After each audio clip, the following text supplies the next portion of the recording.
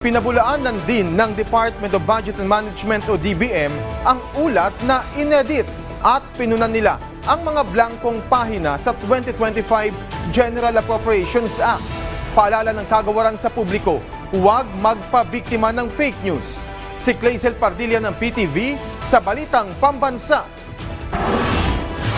Tinawag na kasinungalingan ni Pangulong Ferdinand R. Marcos Jr. ang paratang na may naiwan umanong blanko sa ilang bahagi ng isinabatas na 2025 national budget.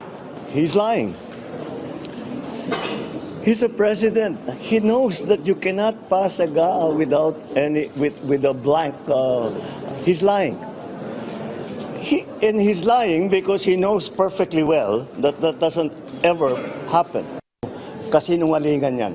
Kamakailan lamang, binatikos si dating Pangulong Rodrigo Duterte at Davao 3rd District Representative Isidro Ungab ang discrepancy umano sa pambansang pondo na hindi kinumpleto para gawing blankong tseke na maaring punan sa hinaharap.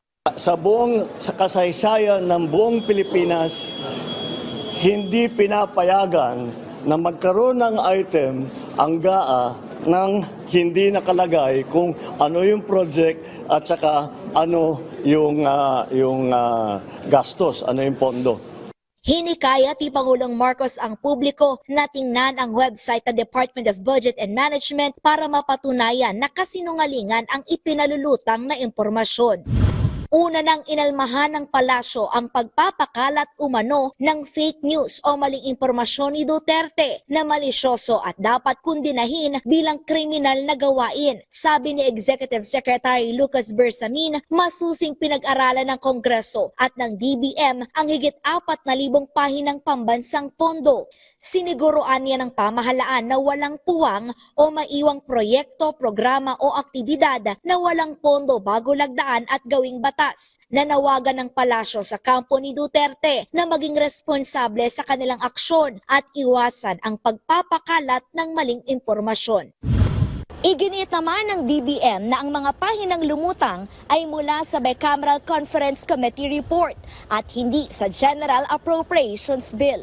Nilinaw din ng ahensya na fake news at walang katotohanan ang ipinakakalat na inedit o binago ng DBM ang 2025 GAA para punan ang mga puwang na walang laman.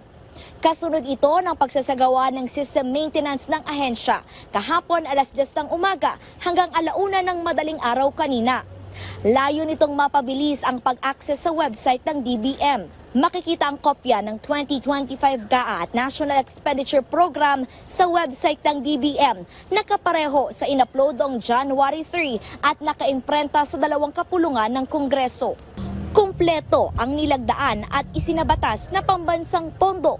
Kaya hinikayat ng ahensya ang publiko na maging maingat, mapanuri at i-verify muna ang impormasyon bago ipakalat o i-share sa anumang plataforma.